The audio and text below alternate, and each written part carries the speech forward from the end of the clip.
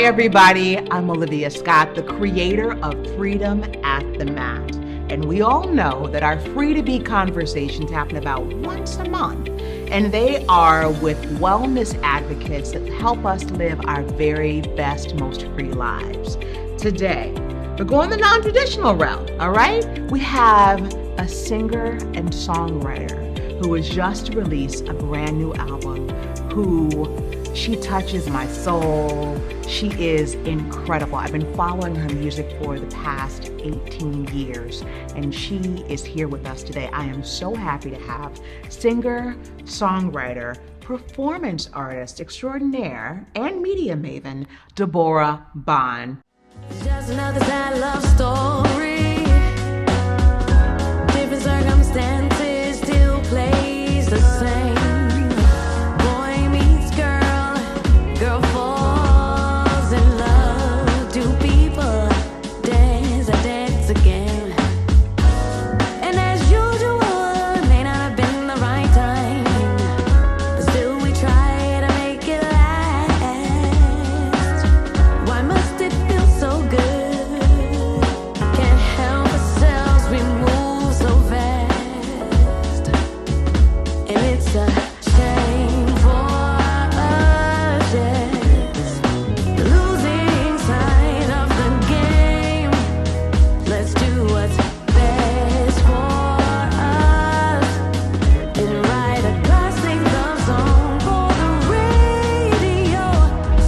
Are you there?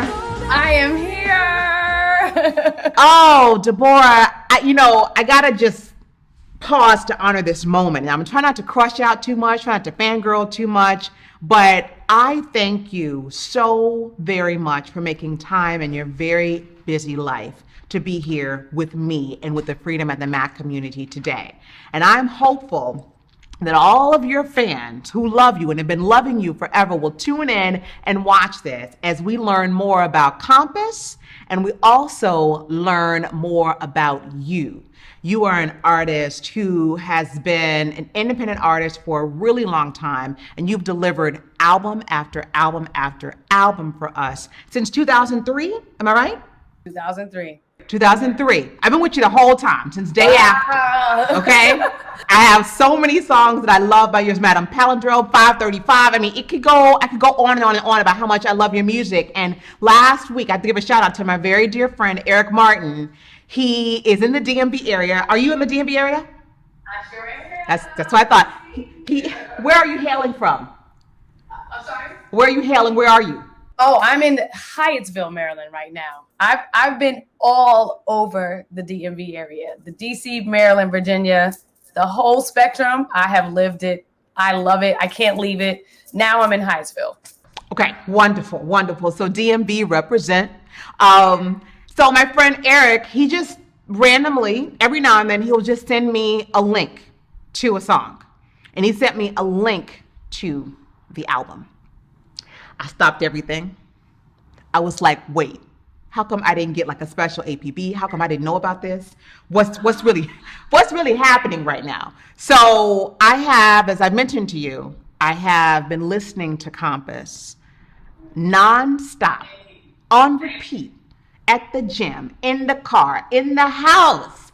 And I love that it's short, but I also hate that it's short, because when it's over, I'm like, that's it. Like when Atlanta comes on, I'm like, I don't really want to, I want it to go again and again and again. So I just want to stop. And for everybody who's not familiar, please, please, please, and we're going to go into it. What we're doing here tonight, okay, is we're doing a music listening party. We want you to hang out with us for a little bit. We're only going to spend a little bit of time, but we're going to highlight the actual music of the album as well. So I want to start with understanding, who you are, because your music, you are known as a sensitive, as a vulnerable writer, someone who does things very differently. Your lyrics are so beautiful. And of course, you're an amazing deliverer of the music. Your phrasing is beautiful as well. But can you tell us more about you, Debórah? Tell us where you're from, where you hail, who are your influences? Wow. I have always been a lover of prose, I guess, or writing.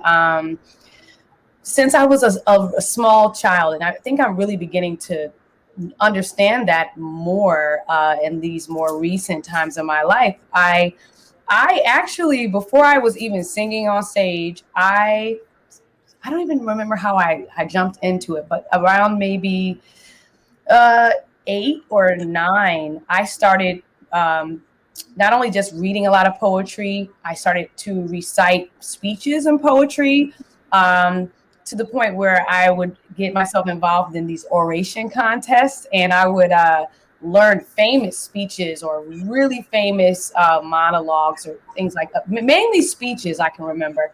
And I would compete. And I was a little teeny little thing as a kid. And I would go to these competitions with these older, sometimes teens, and I would win. And I don't know what that was about, but that opened this door to really, as a young person, understanding how your thoughts are expressed through your words, how also through studying speeches and doing oration contests, I became really enamored with watching people speak and watching how they look you in your eye when they say things, or when they look away and they say things, or the body language, all of that comes with being an orator. And like, that was really, really young for me. And it all spilled into songwriting. By the time I was 10, I was like writing songs with my little homegirls around the way. And like, we were watching all of the little 80s TV shows that like Rags to Riches that had Tisha Campbell, and Kids Incorporated that had Rasan Patterson.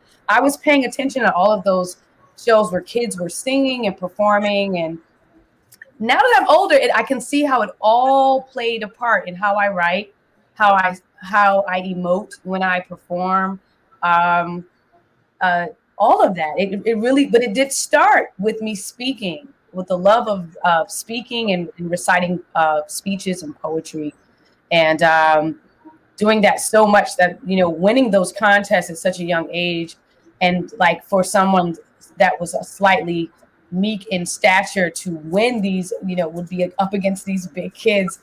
It did plant some kind of fire or something in me to not be afraid, to step out there and do things that I enjoyed. So yeah, it all feeds into the music now. The way I write, the way I listen to stories also influence how I told the stories. And it immediately also made me very interested in wanting to know what the artist was saying when they were singing. So luckily, being of the generation where there were liner notes and there were booklets with lyrics, I was also very deep into that, like reading how Sade said things. Yes. Yeah. Yes. So a lot of stuff there. Yeah. And it's all in the last few years coming to light to me. Okay, that is the why, that's been the catalyst behind how you become Debórah Bond. Yeah. All of that played such a role in why I write the way I do, why I speak the way I do, why I sing the way I do. It's from all the way back then. Yeah. So I want to go right into your music compositions, right? But I want to just also acknowledge, you just mentioned you used to watch Rasan Patterson, and I was going through your feed and I saw that he gave you a big shout out on this album. You saw that? Yes. Right. So you see how giddy I get just even you mentioning it? I'm like, oh, Rasan, I love him. Yeah. He's been, we all love Rasan. So come on, everybody who's so like, what'd you say? He's been so supportive of this record, of this new album. Exactly. So this is, it's got to be like a full circle moment for you to have been inspired by him. And now he's just like big upping you on Instagram, being like, this album is amazing. And you're giving them something to listen to. So I have no idea. I fan out. I've opened for him. I've met him and been around him and had great conversation with him. So that's how we came to know each other. But the fact that he really, sometimes you open for an artist and they're like, oh, she's okay or whatever. And they never think of you again. But from that point until now, he's not only kept up with me, he really does respect my music. And like, I'm honored by that. Like, I love him. Since Kids Incorporated. I was obsessed with him in Kids Incorporated. So full circle moment for real. You're so humble, but you make it easy. We'll get to the music in just a minute. But I do want to go into that. I want to talk about you as a musician and your ear. because Deborah, like for real, my father is a singer, songwriter, and musician as well. And I remember years ago, I actually played your music for him, your music from Madame Palindrome. And I was like, Dad, listen to this. And he was just like, her music is symphonic. It is amazing. It's expansive. Can you please tell us a couple of things? I want to hear about Third Logic, and I want you to tell us your band members, because I know you've been rocking with them for a really long time, so we have to stop to give them some honor and due respect. But I also want you to tell me, how are you cultivating, or how have you cultivated your musical ear? Because your music, I'm going to stop talking and I want to get, but it's like your music, it is something that it's very rare these days to hear the lushness and the compositions that come in your music today. Thank you for that. Thank you. You are a listener.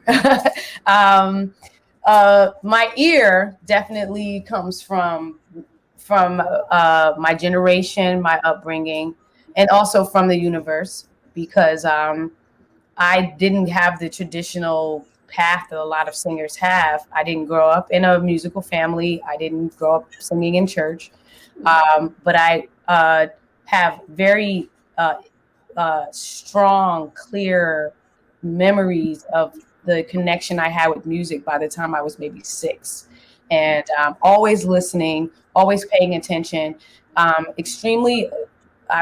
My ear really developed from childhood, I have to say. I went to school for music. I studied at American University. I studied vocal performance, but to be honest, that's not really, to me, that's not really what it's about. It was my childhood imagination.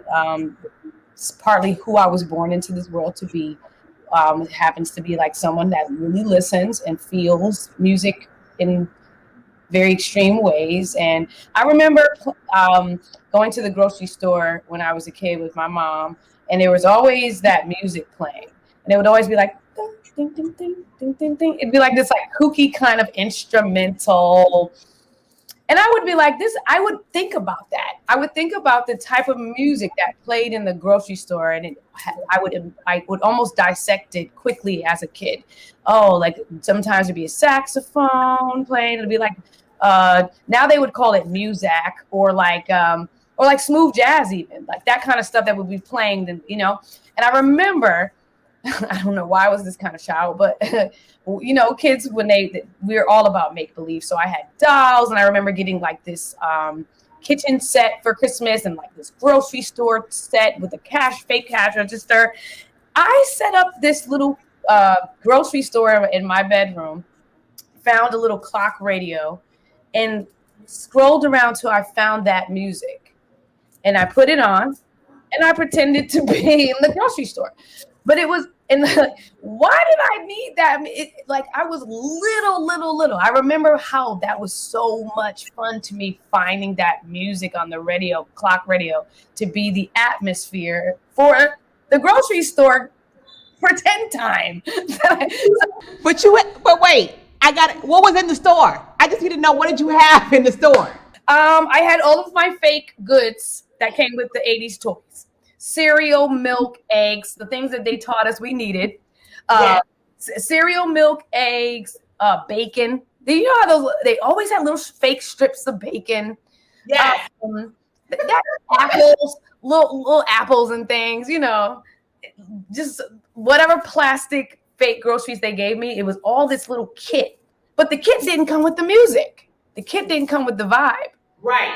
I could hear that, and I could recognize that, and I knew that the scene needed that. And I know from that experience that I'm a listener. My ear, I just listened so much. Television theme songs during that time were full-on songs, Family Ties. And so for me, my ears and my fascination, it was really kind of, some kind of seed was planted there for me. But like, the culture that I grew up in as a 70s baby, 80s kid, where you had all this stuff on the radio, and the radio was really respected, and you had to get your stuff on the radio and music videos, it all played into my ear, right? Yeah. So then I become an adult, and I'm getting hip to who I am. I like to discover music. I love it all. Like, I will listen to some 80s hair band in one moment and some Sarah Vaughan in one moment and some Joni Mitchell in one moment. Like, I just love music. Then I get here and I'm in school here and I'm doing the whole school thing and journalism thing. And I went to school. My major was broadcast journalism. So I was, But yes, carry there on. you go, you get it, you know. And so I was like meeting interesting people and I met these guys that their influences were the same as mine. They liked a little bit of go-go. They liked a little bit of P-Funk, Funkadelic. They liked a little bit of Maxwell. They had the same tastes and flavors as me. And they also really were just open. They were just very, very open. And I started dating one of them who happened to be like a phenomenal producer. And I immediately was like, man, you know, I'm like just trying to get some sophisticated funk. Like, I'm trying to get some good grown. This was me in my 20s deciding I wanted to do grown music. At that time, I was like, I want to do sophisticated music. I want grown music. I was doing a lot of hip hop, R&B. I was like, I'm kind of outgrowing that. I want to do some, and here come these three guys, and they were playing music for me, let me hear some of the stuff that they were working on. I went to see them at some funk shows. They would crush the clubs. And I was like, any chance you guys want to give me a track or two? Turned into Sweet Lullabies, See You in My Dreams. Yes. And that began. That's Third Logic. I met them, and you know, they really were just open to influence. Like, they weren't just boxing in the type of music that they were listening to, and I was that type of personality. So on Madam Palindrome, we would create a song called Mr. Day's Dream, and that song is totally influenced by Pink Floyd, you know, and that's psychedelic rock. And then there's 535 that is completely a mixture of Ashford and Simpson and Prince and Janet, and you know, like, and they could feel that, they could go there with me. So enough respect to Third Logic. Kennard Cherry, who plays drums, who also would play, he would also do some guitar stuff. Robbie McDonald, who played guitar, did string arrangements and keys, and Funky Chuck Evans, who played bass. Those are my brothers. I love them. And, you know, I'm so thankful for them because this, you know, we set things off together. So I love them too. So I'm glad we got a moment to just honor them too. So Third Logic, we love you. So can we get into the album? Are you ready? let's do it. Okay, so I picked 3 songs that spoke to me. But as I mentioned to you, the entire album was just incredible. So we're going to start with Stride, which I understand from the number of people that are playing it on Spotify that I think a lot of us are vibing off of. So let's take a listen. Pushing towards what's in front of me. It's easy to be consumed with anxiety. 'Cause every day I'm lifting another load. Don't know how I do it, just go with the flow. There is a light that lives inside of me. I won't take it for granted. Keeps this compass guiding me. Living free, I'm willing to believe. I gotta find my way, strolling with the possibility. Oh, yeah. And I can't clear my head. I'll just take it all in stride. So you mentioned the compass inside, you mentioned living free. Can you tell us about this song in particular? What are you really communicating in this song? I was going through a lot of self-analysis and introspection last year because we were locked down and in COVID, and I was thinking about how heavy everything is right now, and I was thinking about how I was responding to it, and how I was living free, single. I don't say newly single, but it still was feeling new. I've been like out of a long-term relationship for the last few years.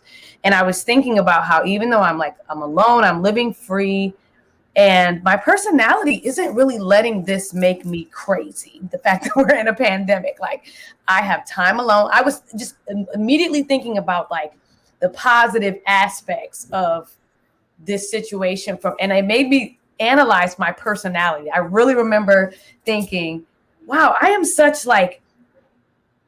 of those people that would prefer to take things in stride. Like I don't really want to stress. I'm not a naturally stressful person. I was just thinking about that part of my personality, and I was just thinking about how like I am clumsy.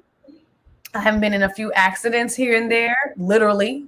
And I tend to like pick myself up and laugh maybe, or like poke fun at myself and just take things in stride. And like, I co-wrote that song with an amazing songwriter named Gordon Chambers, who is, if you're familiar with Gordon has penned some of the biggest hits in R&B. If You Love Me, Brownstone, you know?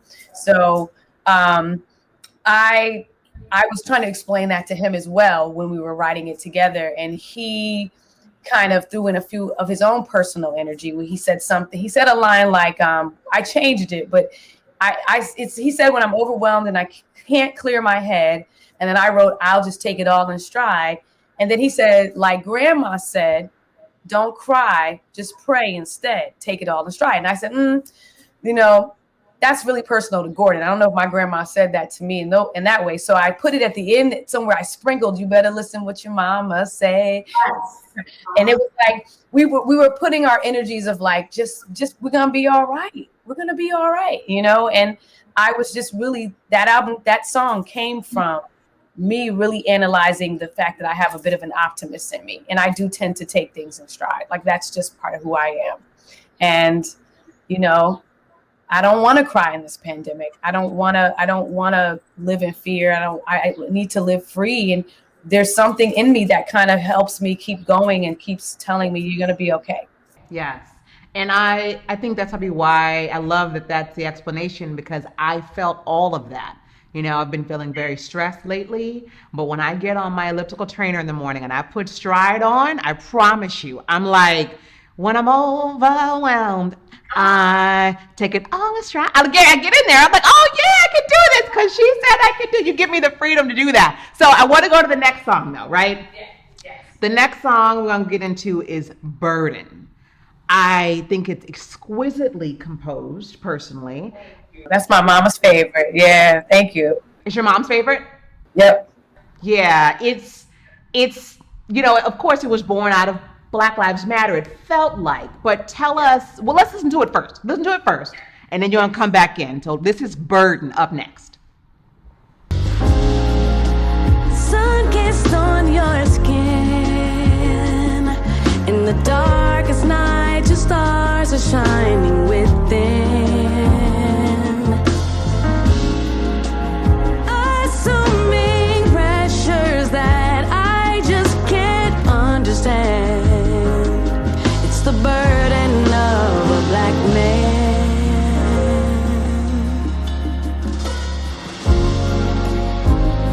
I can't count the cost of the crown on your head, yet I glorify the king that you are. The circle of life has got us in a spell. Hypnosis in heaven. Don't know why they try to strip your strength from you.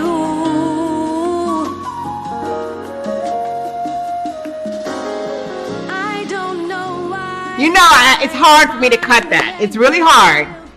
But It's crazy hearing it. Like, I don't know. It does something every time, every single time. it's unbelievable. Thank you. It really is unbelievable. So I don't know why they try to strip your strength from you, sun-kissed on your skin, the crown. Can you just tell us more about the songwriting process of this? Like, where were you when you had the inspiration to write it? Tell us more about this song. Burden. I have to give some love to Trey Sorrells, who is the producer of the song. Trace Rells is an up and coming young new producer. He's actually a very talented saxophone player that I met through the Strathmore Arts program. And when I heard just the piano to that song, he presented it to me with just the piano chords, and immediately I was just drawn to the song. And when I began writing it, it was not almost a year. It was more like April or May. I started to write this song, and it was during definitely when everything was going on with George Floyd. I remember DC being on lockdown. I remember it was riots happening. I remember the interesting thing about writing Burden is Burden came from thinking about my brother. I have a younger brother who is 36, and he's an amazing Black man.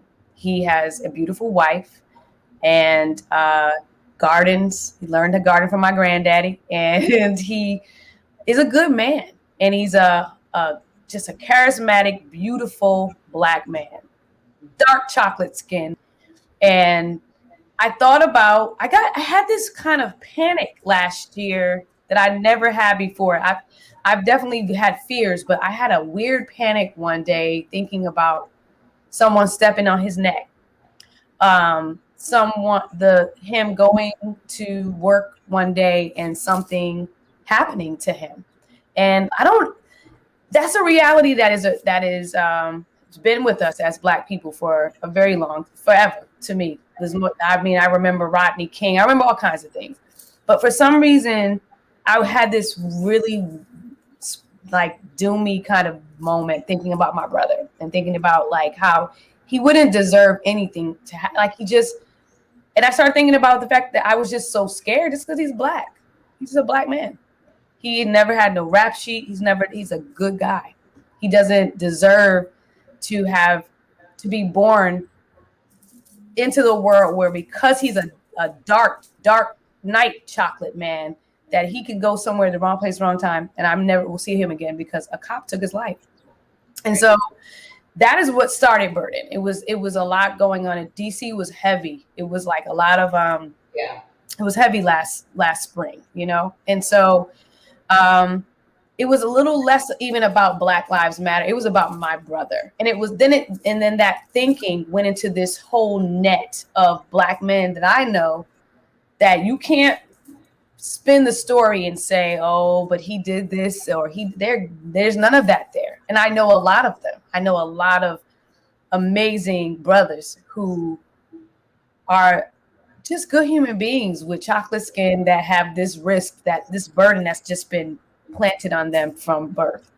And I went literally down a list of people that I'm like, wow, like they could try to spin the truth. They could try to say, but no.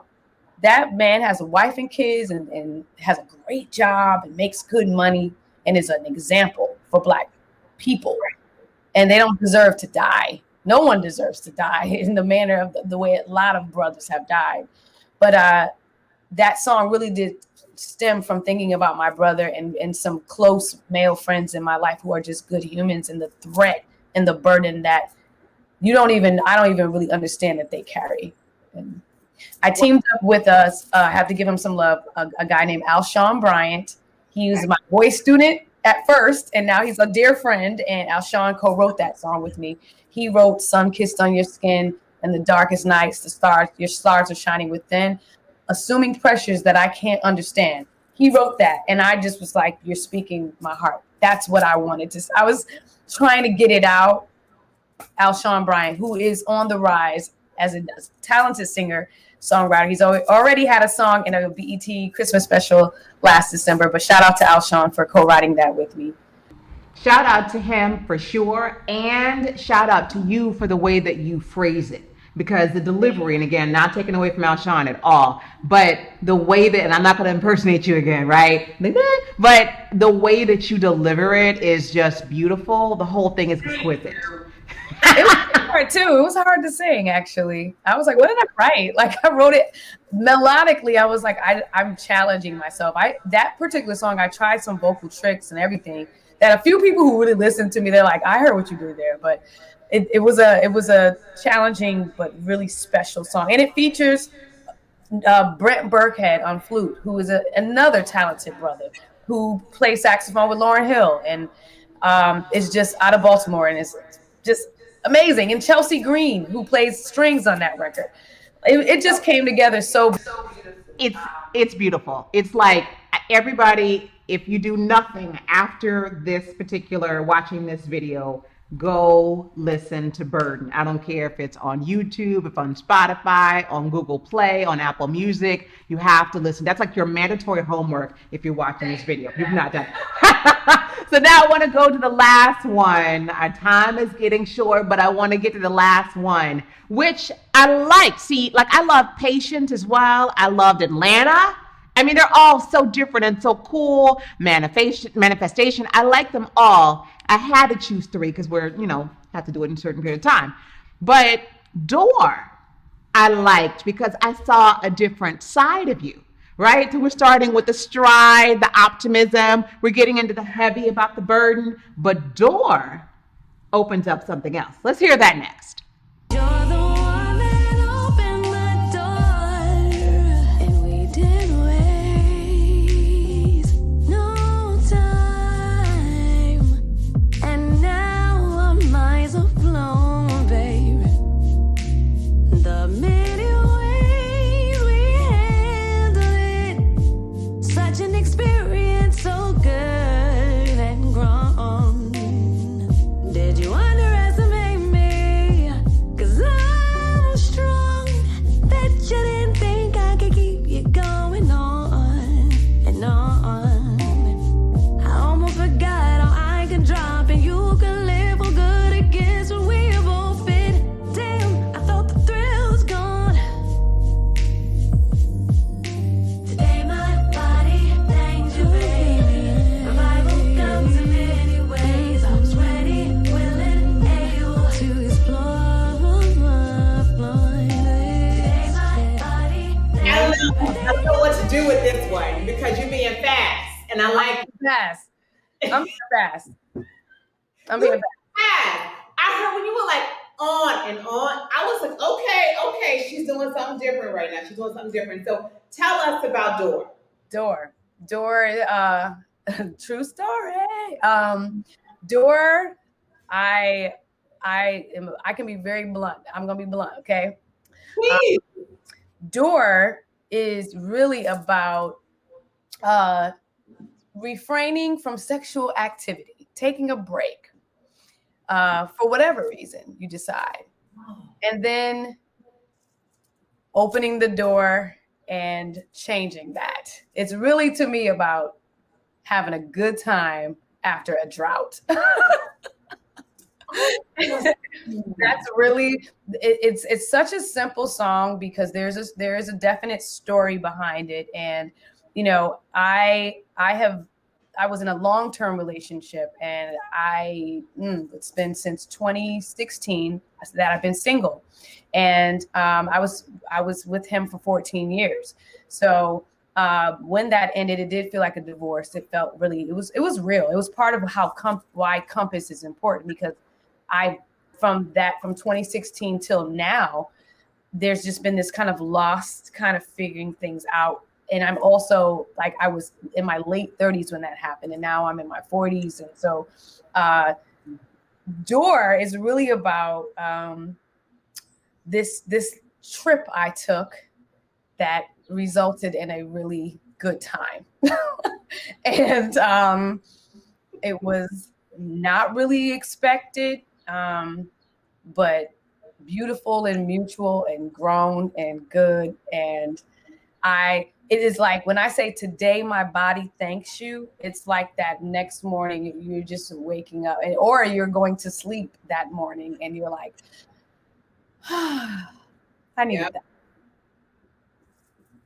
And I don't tend to write about stuff like that, like especially in my last two albums, because one of the producers was the person that I was making love to. So I didn't really like to write about our private business, and so now I'm a single woman and I'm living life and I'm exploring being a grown-ass woman And so that song is on that strength. That's what it's about. It's I have no problem being like, that song is about getting some good loving after you haven't had some in a long time. And I think that's really important. Thank you for being so honest about that. I think it's really important because, freedom at the mat, it's about women experiencing their freest lives ever, and sexual freedom is a part of that. Emancipating that repressed sexuality that many women, especially Black women, right? That we feel where we're supposed to be good girls. Now, I mean, there's a whole other thing happening with Cardi B and Meg Thee Stallion, right? There's a whole other thing happening with the. Yeah, and smolder is kind of like my opposite of that, because I do feel like there's a time and place for everything. Yeah. I do think, like, I love to express myself in a little bit more of a mysterious way, or make you really imagine. I'm a woman of the mind when it comes to writing, so I want to leave things to your imagination. So the WAP and all of that, more power to empowering yourself if that's the way you want to do it. Not necessarily my style, but smolder is really about going the opposite direction of that. No offense to that, but it's like about not having to do anything and not having to do a thing. Smolder is about sitting here and feeling very sexy, and I know that you like it. And I'm not twerking. I'm not naked. I'm just sitting here very confidently. Yeah. At you. That's smoldering. That's different than WAP. You know what I mean? And now I'm going to go back and listen to Smolder because I love the beats on Smolder too. And so the last two things I have for you, right, to that point, Smolder, radio, burden, time. How did you come up with, because this to me was ingenious, right? In listening to this album over and over again, I love the fact that you've got this DNA of one word for every single song title on your album. So tell us where that came from, where that idea came from, and is there any intentionality with how you sequenced placing the songs on the album? All intentional, yes, indeed. I figured. One word, mainly because I wanted this album to have some energy of simplicity, rawness, not overdoing too much, just really kind of in your face. And I felt like one word was an example of that. And on top of that, words that there were no forms of uppercase in the. If you look at the whole thing, it's all lowercase words. Confuse a lot of people when they see Compass. They're like, isn't it supposed to be like a capital C? I just wanted everything minimal, but because I actually wanted to express that I am in a very minimal part of my life. I'm in a very humble part of my life. I'm living in a very small space, with purging a lot of things. And so the one word, the lowercase, the lack of color in the artwork is all symbolic of the energy of my life, things being a bit grayer, hazier, not so bright and colorful, not Madame Palindrome, a different energy. So right.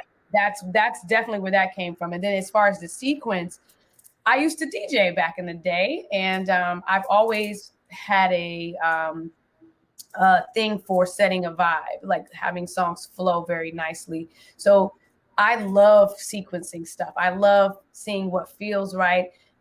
There are patterns of motion in the beginning, take stride, the time, patience, carrying a burden. It's like all this kind of journeying. Even took a trip to Atlanta, and I'm going to manifest something. And so there's all this kind of like moving, opening the door, going here, stepping there, flying here.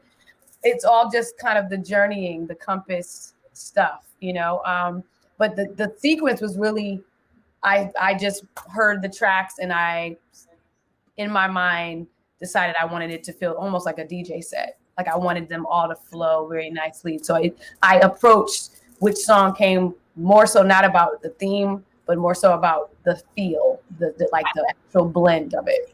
And you feel it. For everybody who is not, and I feel like I'm promoting this album because I'm very intentional with that, because it's such a beautiful piece of work.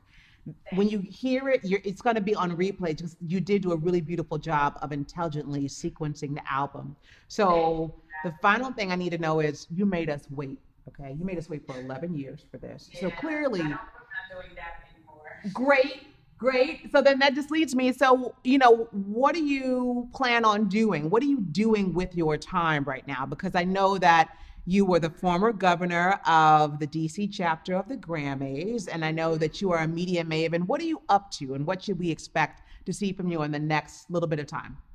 The next, I'm just really kind of just promoting this and getting back into that world of like having new material, getting comfortable with the material, trying to figure out how I want to present it when I can be in a live situation, planning for that, doing a lot of media behind the scenes. I have a new music video that is on the way. And it is fun and very different than the first singles radios video.